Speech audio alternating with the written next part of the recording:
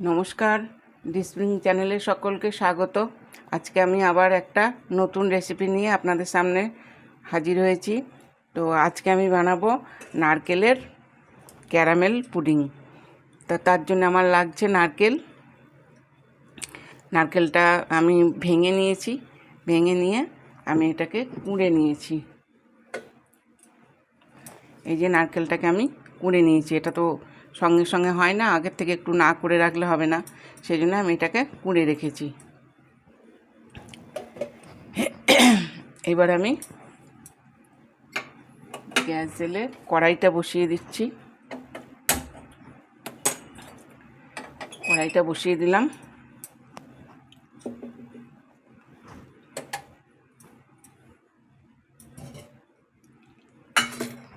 এখানে আমি ক্যারামেলটা আগে করে নেব। আমি এখানে হাফ লিটার দুধকে মালাই মতো করে রেখে দিয়েছি। এই যে দেখুন, এই যে মালাই মতো আমি করে রেখে দিয়েছি। আর এখানে আমি ক্যারামেলটা করে নেব। ক্যারামেল করতে গেলে আমার যে পরিমাণে দুধ আছে, আমার এইটুকু চিনি হলেই হয়ে যাবে। তো আপনাদের যেমন থাকবে আপনারা সেরকম করবেন পরিমাণটা। আমি চিনিটা এখানে দিয়ে দিলাম। এবার গ্যাসটাকে একটু বাড়িয়ে দেবো, দিয়ে চিনিটাকে আমি ক্যারামেল করব। আর এখানে আমি সামান্য একটুখানি জল দিয়ে দিলাম। এইভাবে নেড়ে নেড়ে আমি এটাকে ক্যারামেলটাকে করে নেব। আর একটু ফ্লেমটা আমি বাড়িয়ে দেবো।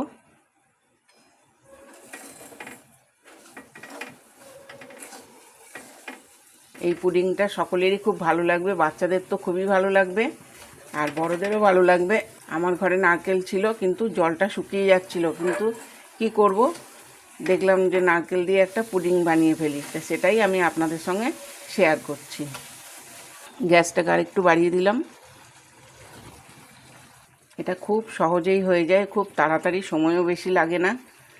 আপনারা যদি মনে করেন যে ক্যারামেল করবেন না, শুধু দুধ দিয়ে করবেন, তাহলেও করতে পারেন। তবে আমি এটা একটু ক্যারামেল করে করছি, তাহলে রঙটা ভালো আসবে।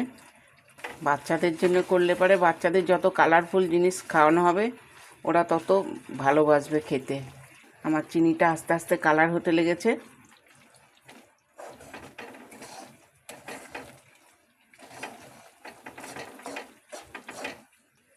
রং ধরতে শুরু করেছে চিনিতে। আর একটু কালারটা হয়ে এলে আমি তখন গ্যাসটাকে কমিয়ে দেবো। এবারে আমি গ্যাসটাকে কমিয়ে দিচ্ছি। গ্যাসটাকে কমিয়ে না দিলে চিনিটা আরও পুড়ে যাবে, এবং চিনি পুড়ে গেলেই তেঁতো হয়ে যাবে।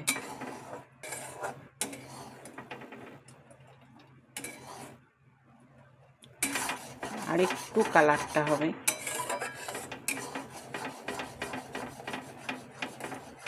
এইবার আমি, এই যে আমার কালার হয়ে এসেছে, আমি আর কালার করব না।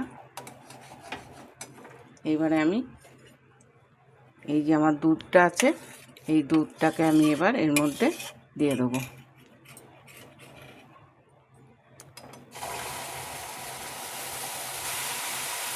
আস্তে আস্তে দেবো দুধটা।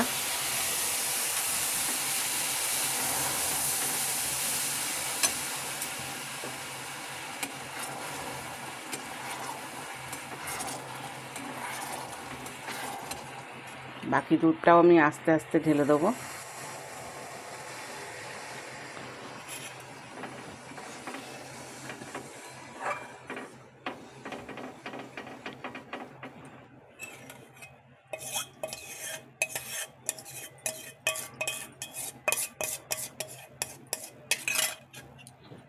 এই দুধটাকেও আমি দিয়ে দিলাম। এবার শেষে আমি এর ভেতরে যে সরগুলো আছে এগুলোকে ছেঁচে দিয়ে দেবো। এটা যত ঘন দুধ হবে তত এটা খেতে ভালো হবে। যতটা পারবেন ঘন দুধ দিয়ে এটাকে করবেন। এবার এটাকে অনবরত নাড়তে হবে। খুব বেশি ফ্লেমটা বাড়ানো যাবে না, তাহলে চিনিটা তলায় লেগে যাবে। চিনিটা এখনও একটু গোটা গোটা আছে, এটা যতক্ষণ না গলবে ততক্ষণ ফ্লেমটাকে বাড়ানো যাবে না।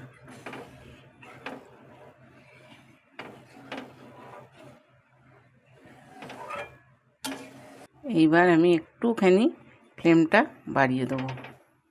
দুধটাকে ফোটানোর জন্য। এবার এটা ফুটতে লেগেছে।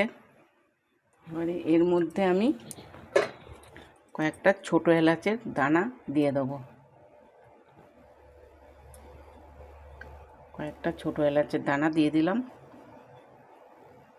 এইটা আমার ফুটে এসেছে। এবার এটাকে আমি কমিয়ে দিলাম। দেওয়ার পরে আমি এই যে একটু দুধ রেখে দিয়েছি, এর মধ্যে আমি 1 চামচ আগার আগার পাউডার দিয়ে দেবো।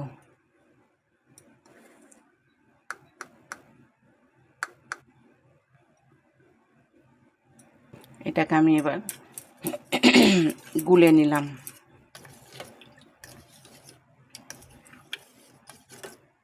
এর মধ্যে আমি এবার এই আগার আগার পাউডারটা দিয়ে দিলাম।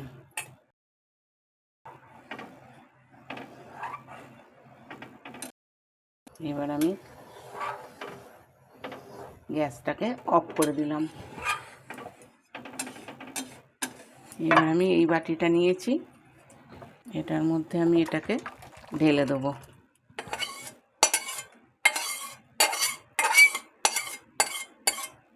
এবার আমি এই যে নারকেল আছে, এই নারকেল আমি এর মধ্যে দিয়ে দেবো।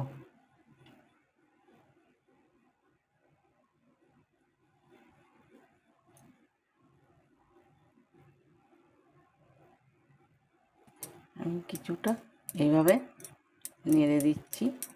এবার আমি এটাকে জমতে দেবো।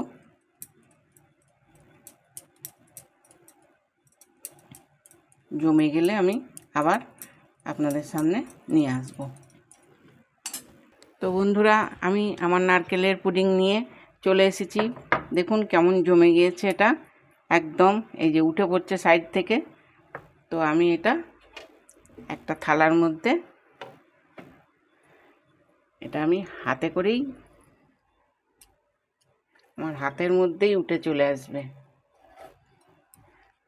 দেখুন কি সুন্দর এটা।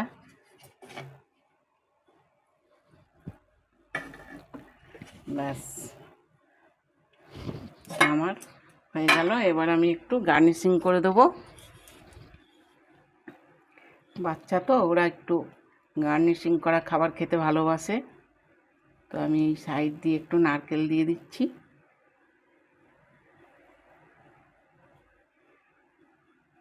আপনারা পারলে যে যেমন পারবেন একটু গার্নিশিং করে দেবেন। বাচ্চারা একটু কালারিং খাবার খেতে ভালোবাসে। নারকেল দিয়ে আমি এইভাবে সাজিয়ে দিলাম। আর এই যে জেমস আছে, এই জেমস আমি মাঝখানে একটু দিয়ে দিলাম।